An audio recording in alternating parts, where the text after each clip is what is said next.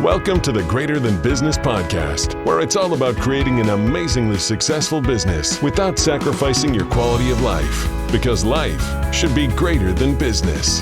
And now, here is your host, Courtney Bedore.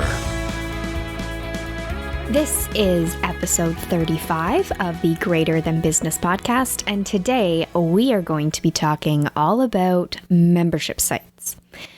Now, if you listened to episode 34, at the end, I let you know that I was going to be talking about membership sites on episode 35. However, I decided to change the topic of this episode just a little bit. So instead of talking about when is the right time to create a membership site, I am going to be talking about 5 things that you need to consider before creating a membership site. So I've switched the topic just a little bit, and I wanted to let you guys know right off the hop that I did change it. Sometimes things happen where I start going into wanting to talk about a topic and I decide that perhaps it wasn't, not that it wasn't a good topic, it was just not a topic that I was ready to talk about. So this one I want to talk about, obviously, and it's something that I feel is going to be more important for you guys starting out and figuring out your business and also changing your business into a different model. And I figure that this is going to be more beneficial for you guys as well. So without further ado, this is episode 35, and we are talking about things to consider before you create a membership site. So I have come up with 5 things that I feel that every business owner online needs to consider before they decide to create a membership site, because membership sites are amazing. Having the recurring revenue is phenomenal. It's predictable, it's consistent, and it requires not necessarily minimal effort, but it requires a lot less effort than going through like a launch model where you're constantly launching new products and launching new things. And it gets you out of that cycle of feeling the need to always launch. So during your slower times when you're not launching, having a membership site gives you the ability to still have consistent income rolling in. So the first thing that I want you to consider before you create a membership site is, do you have an audience? So that is question number 1 that you need to ask yourself. Do you have an audience? And of that audience, are they going to be engaged enough with your content to want to pay for a monthly subscription to it? So if you have an audience, then that is great. That is one tick in the box that you need. But if you don't, the secondary follow-up question would be, do you have a plan to grow your audience? So if you know that you want to do a membership site, you know that that is something that you definitely need in your business, then obviously you will want to make a plan to grow your membership site in the meantime while you are building your membership site. Sorry, I should have said grow your audience while you're building your membership site. So if you have a solid plan to grow your audience while you are in the process of building out your membership site and figuring out exactly how you want things to work, then by all means, you can tick that box as well. So as long as you have a plan and as long as you understand that if you're launching to a smaller list or a smaller audience, then obviously those type of things are going to factor into your initial success with your membership site. So obviously you are still going to be able to launch a membership site to a small audience, but having a larger audience just gives you more people to reach, obviously. Okay, so the second question that I want you to ask yourself is, who is your site going to be for? So obviously you have to relate everything back to whoever your ideal client is. And then for a membership site, you can kind of expand it a little bit more because you obviously don't want to make a membership site for one person, but you want to create it for a group of people that are like your ideal client. So you just have to make sure that everything that you are setting up for your thought process behind your membership site makes sense for your ideal client and a group of your ideal clients. So if you feel like your ideal client would rather have a community-based membership site, then that is something where you would obviously have to cater your content to be more community-oriented versus just being like tutorials and stuff. So there's plenty of examples out there of other people that have created membership sites that are based upon community, which basically means you're kind of paying like your monthly dues to be able to hang out with like-minded people. So having a membership site like that makes sense if you don't want to be completely hands-on and responsible for creating new trainings and all of that other stuff. Obviously, you'll have to host probably question and answer periods, or you might have to host like group calls, perhaps, something along those lines. But you want to really create a sense of community if that is the type of membership site that you think your people are going to go for.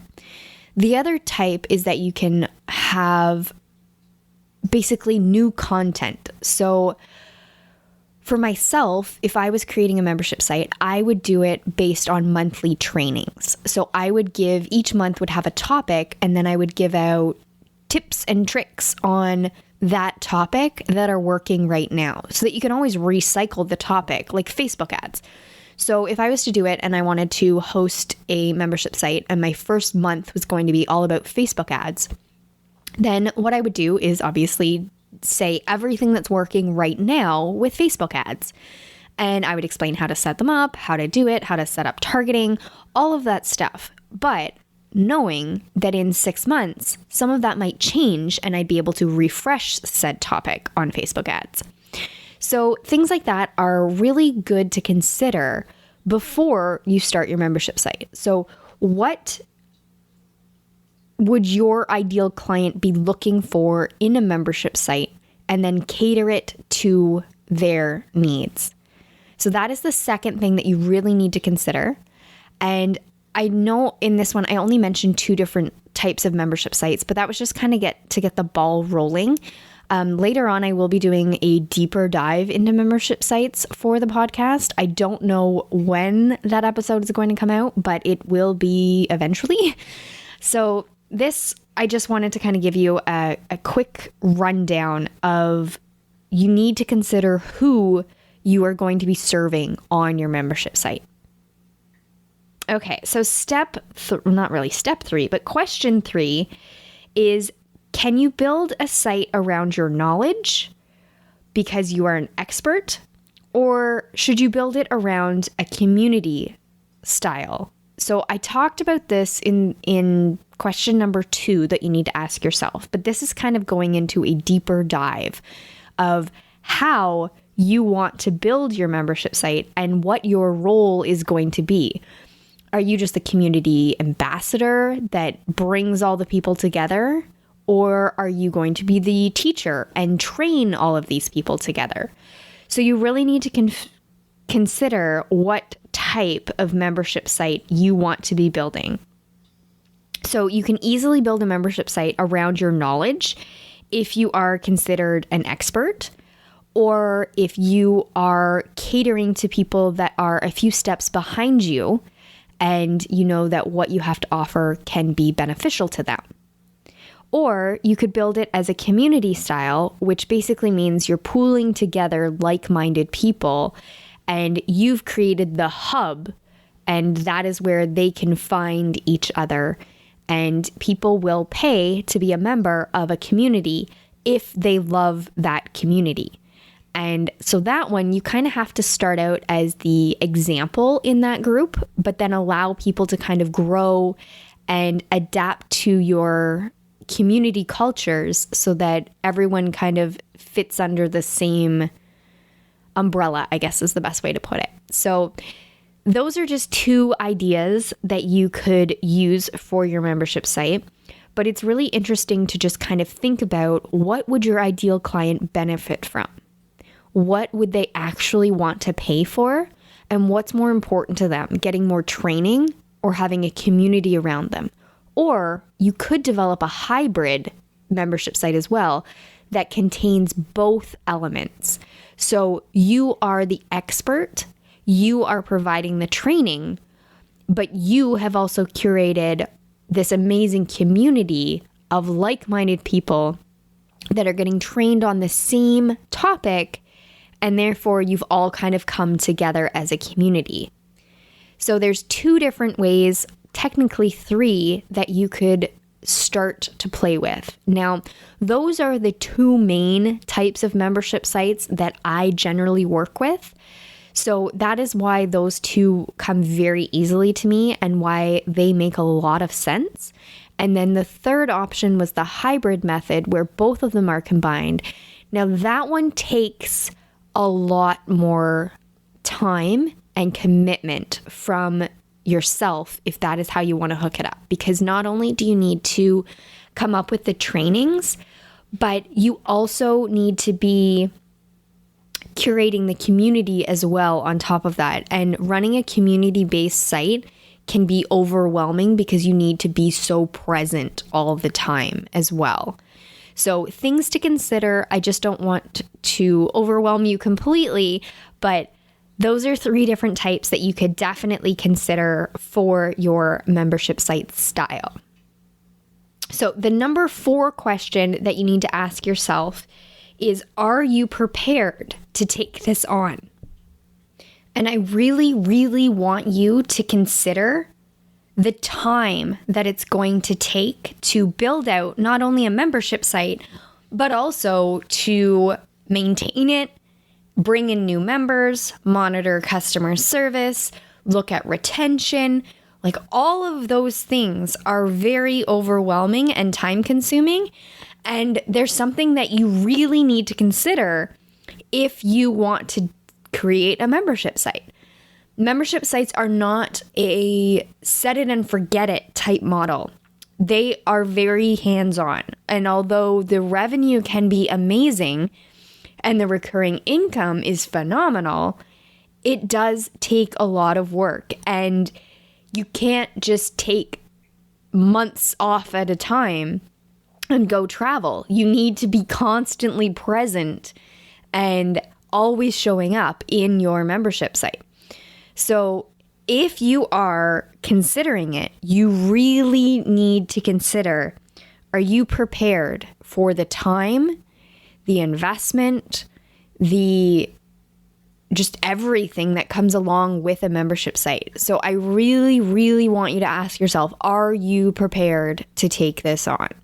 And if your answer is yes, then you're set. Because if you've already considered everything that you could be doing and you are completely comfortable with it, then yes, you are ready for a membership site. So the final question that I want you to think about is, do you have a clear success path for your members and content available to support them from day one? So obviously you don't have to have the content ready, and you don't have to have the content up on a site before you consider if you are ready for a membership site. But do you have a general idea of the content, the base content that you can put on your membership site? And do you have a clear path for your members to take? So what I mean by that is, obviously when you first start something, and let's put you in the place of one of your members. So I've just signed up for your membership site. I'm super excited. I want to dive right in. And either way, if it's a community-based membership site or if it is a knowledge-based membership site, regardless, you have to have a clear foundation that everybody completes. So you have to have basically a base membership level so that you get all of your people on the same place or in the same place at the same time before they dive into the recurring content that comes out or the recurring conversations that happen in the community. So you want everyone to make sure that they've bought in to whatever your foundational level is for your membership site. And what I want you to consider is making a clear success path. Now, a success path is something that I learned from Stu McLaren, who runs his membership site course called Tribe. And I will link to that in the show notes as well.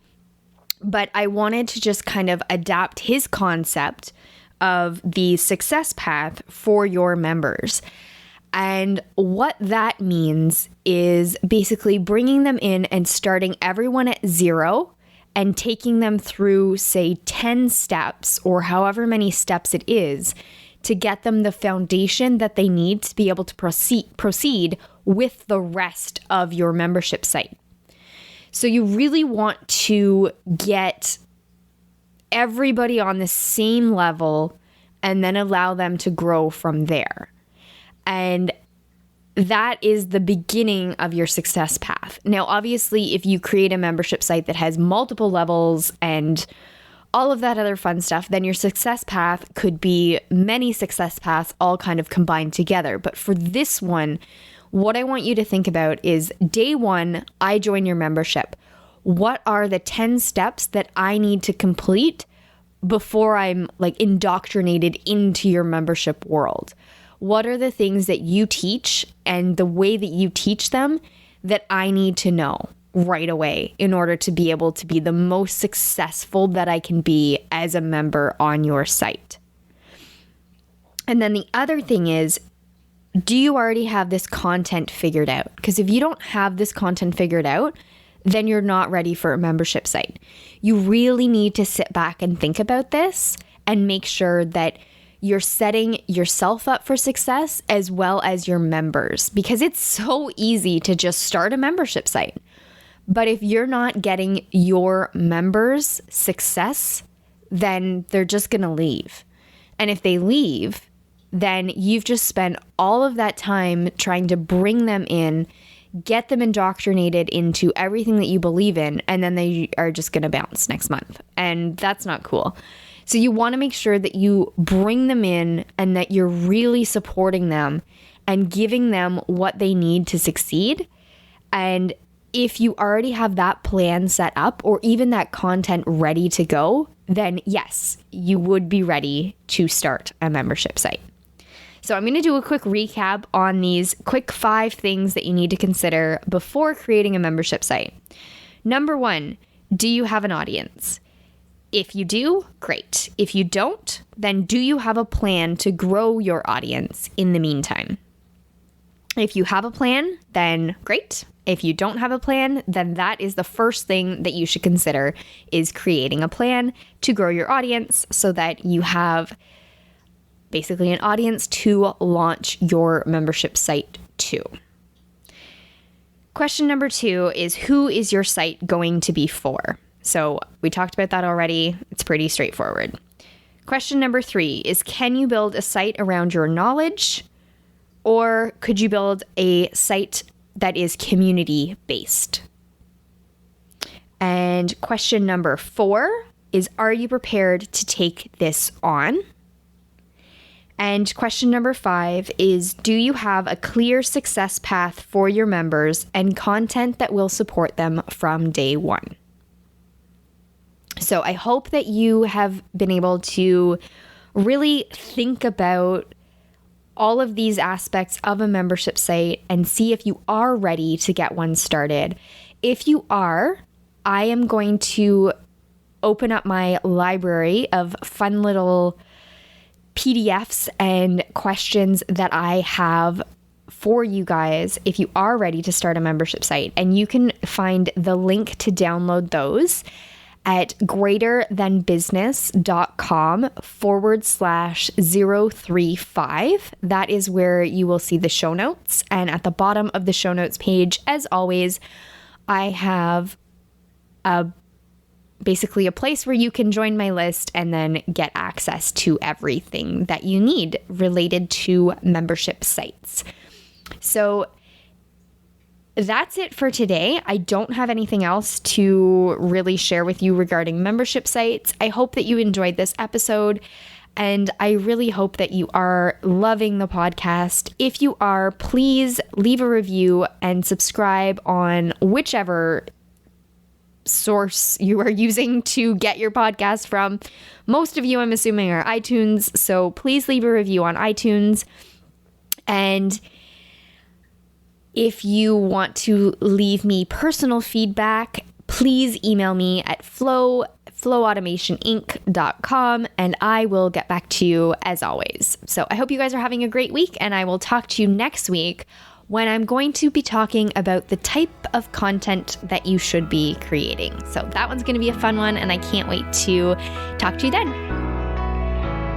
Thanks for listening to the Greater Than Business podcast at www.greaterthanbusiness.com.